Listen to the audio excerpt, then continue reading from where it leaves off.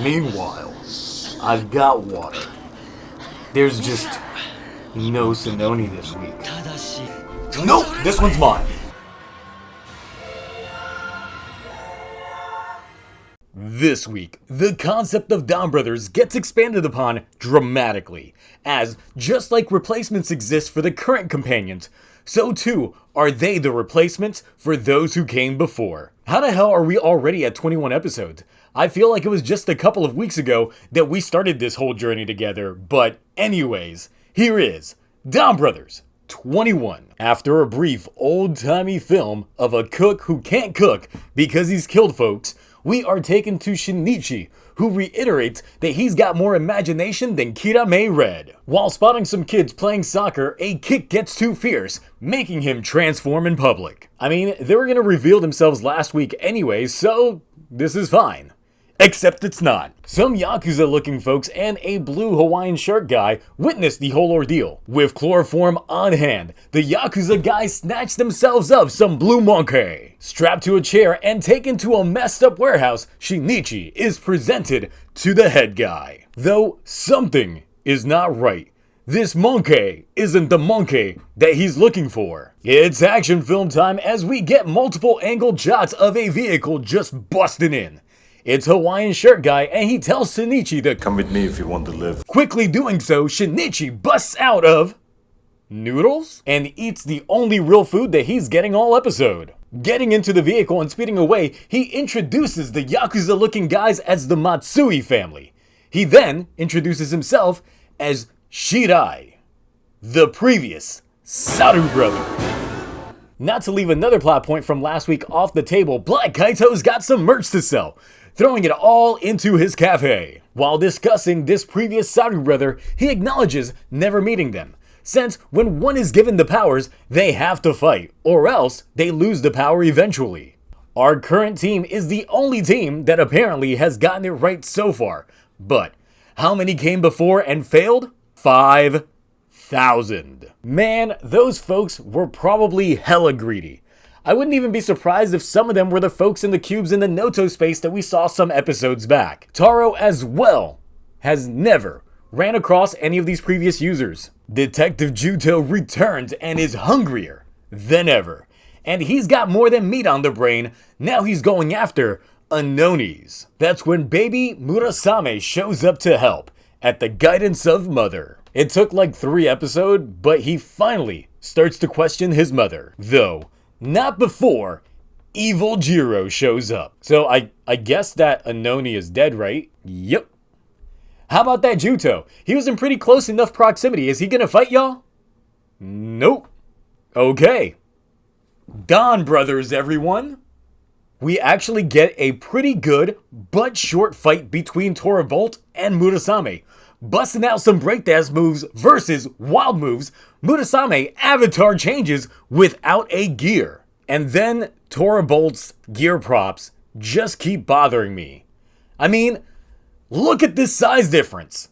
Look at it. Look at it! Look at it! Abata Killer versus Kiba Ranger. It's white on white violence up in these streets. So much so that they know it's wrong, so Murasame just leaves. Evil Jiro feels a connection with Murasame though. Interesting. Meanwhile, it's Sonoza.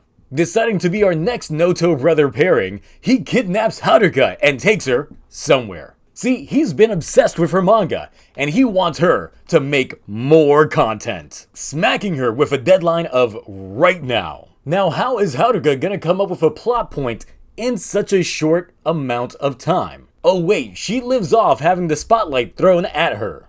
So let the drawing begin. Needless to say, rushed work is never good work.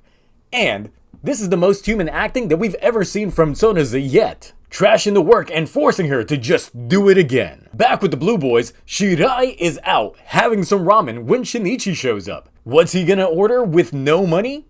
Imaginary ramen. So delicious. You know, it's carb-free too, so it's just my favorite. Afterwards, Shirai talks about his past experience as Saru brother. He's not one to bother risking his life for no reward, so he's confused why Shinichi would. Shinichi, on the other hand, doesn't exactly know why.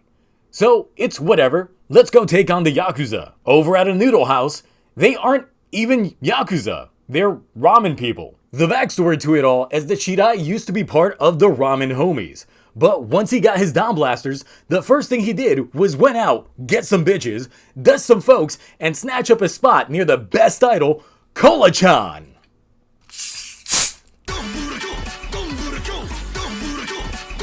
It's sugar-free. So after leaving the ramen homies, he took something with him. The owner's precious autograph from the actor in the beginning of this episode, returning it to him in return for his ramen secret sauce. Why? Well, because he wants the glory of having a ramen shop without putting in the effort into making his own custom sauce. The sauce, as it turns out, being just great value soy sauce, and thus tasteless. But from one cheat to another, the autograph he gifted was a fake as well. Shinichi then tells the two to put aside their differences with the power of imagination, sending them to a world without Sononi, also where the rest of the world will be in 5 years if this heat keeps up, thirsting for that precious hydrating liquid. The power of imagination makes it all too real and allows the owner to... Being outdone by Shinichi, Shirai just can't comprehend how he is, and how he can continue to fight. Taking this at face value, he changes into the Shinkenger HITOTSUKI just to take him on. The transformation calls forth the DonBrothers, with Haruka getting out of her crunch session, but without Sonoza even noticing because he's too into the manga. Taro and Tsuyoshi having off-screen adventures, and Dogman. The fight to seek answers commences, but with an unexpected twist. They go Robo-Taro, and then Oni Taijin, in human size.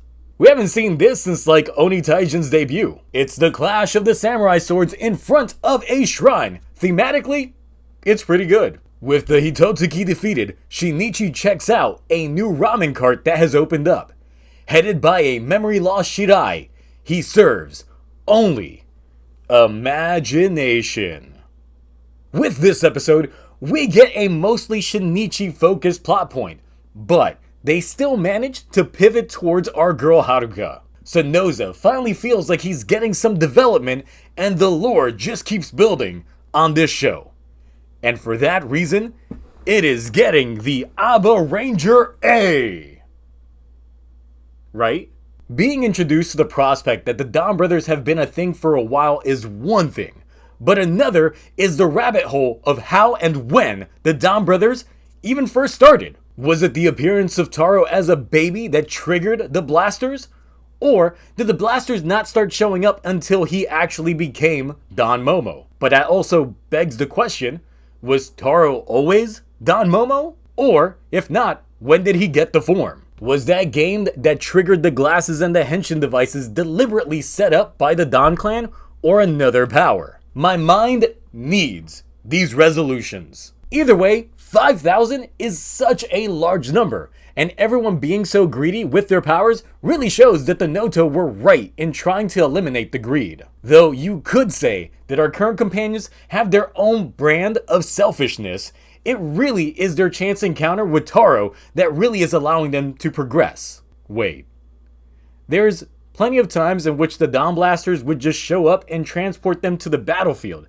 So, you mean to tell me that this happened to all 5,000 of those people, and they just said, fuck this shit, I'm out?